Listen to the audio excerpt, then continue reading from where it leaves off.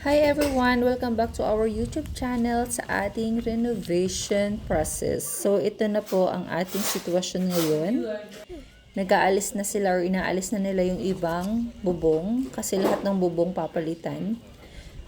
At ito na yung update ulit sa CR.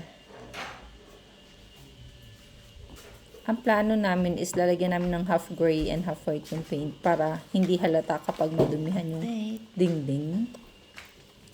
Charan! Ang plano talaga dito, toilet lang.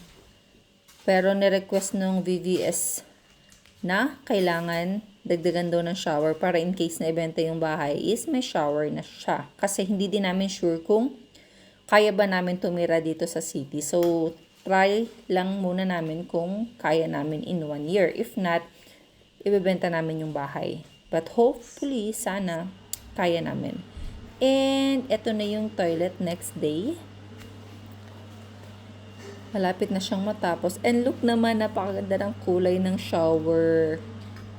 Rose gold siya. Diba?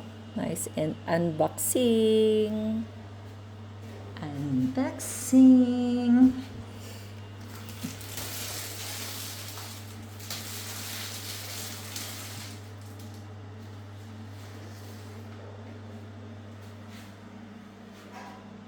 Dito naman tayo sa salas. Kita niyo yung wall na yan. Yan yung wall na nakakonect before dun sa may dalawang upuan. So, ngayon close na siya.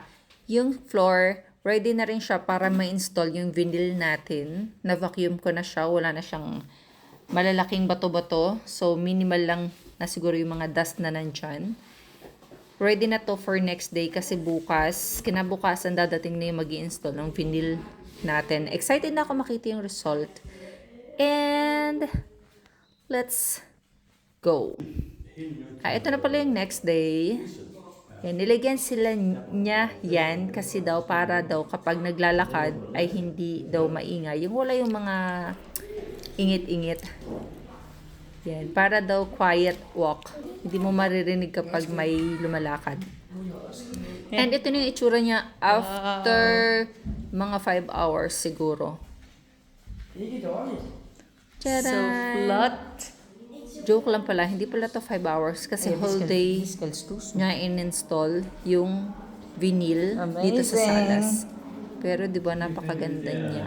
So lalagyan ko na lang siya ng mga doon sa corner, lagyan ko siya para hindi makita yung end. And ito na yung CR, natapos ko na rin siyang i-paint. Ako yung nag-paint niyan, di ba? Very proud sa self. Medyo tapos na siya. I-install lang namin yung sa toilet paper, tapos yung isang rack para may kaunting kaartehan. And hi Sander! So, ito na yung update natin. Mamaya namin i-install yan.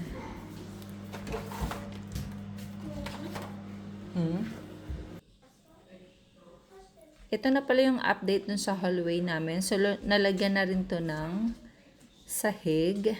I mean, ng vinyl tiles. And yan, as you can see, na-install na namin yung toilet paper at saka yung rack. And ito yung entrance. Nalagyan na rin siya ng vinyl.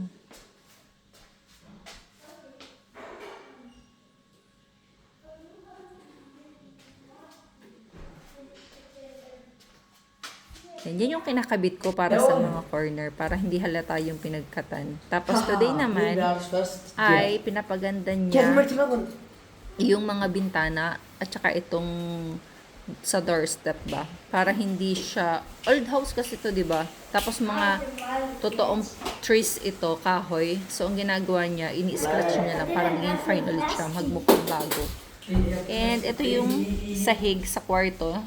Nag-decide kami na black floor na lang siya para dark room talaga siya makatulog. Kasi di ba pag summer dito, mostly talaga maliwanag. And that's it. Ganda. Thank you for watching. Bukas ulit ang update. Bye-bye!